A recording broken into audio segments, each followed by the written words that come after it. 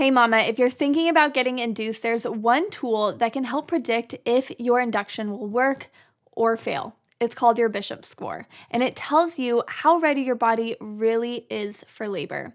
I'm Bridget Tyler. I'm a childbirth educator and a birth doula, and it is my passion to help parents just like you feel empowered and equipped for their labor, their birth, and everything beyond.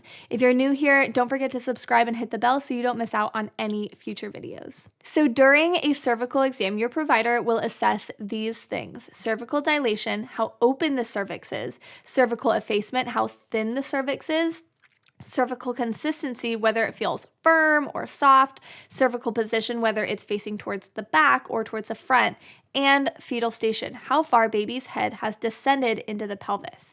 Each of these criteria are given points, with the lowest being 0 and the highest being 13. The higher the score is, the more favorable or ripe the cervix is for labor, and the more likely the induction will be successful. If the score is 8 or more, the cervix is favorable, and induction has a high chance of leading to a vaginal birth. But I also want to frame it for you this way.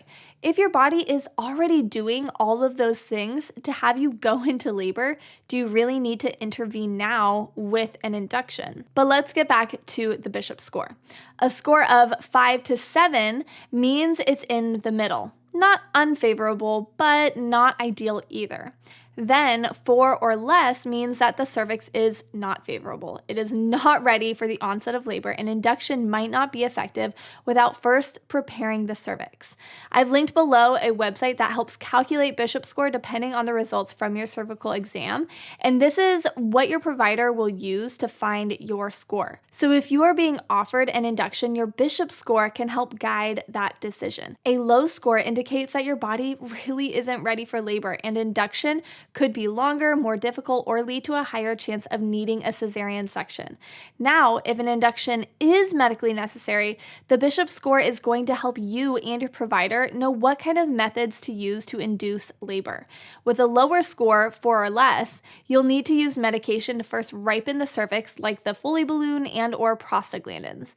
If you have a score of 8 or more, your provider might suggest just starting with Pitocin or breaking your bag of waters to kickstart labor. And if you're somewhere in that middle zone with a score of between 5 and 7, your provider might use both a ripening agent plus a low dose of Pitocin to get labor moving.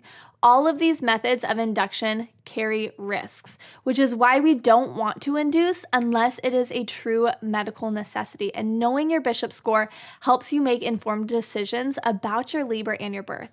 If you want to learn the ins and outs of induction and how to make the most of your experience to keep your labor as normal and natural as possible, check out the Built to Birth course linked here on the screen as well as down below in the description. That's what you need to know about Bishop scores, mamas. Thanks so much for being with me in this video, and I will see you in the next one. Bye.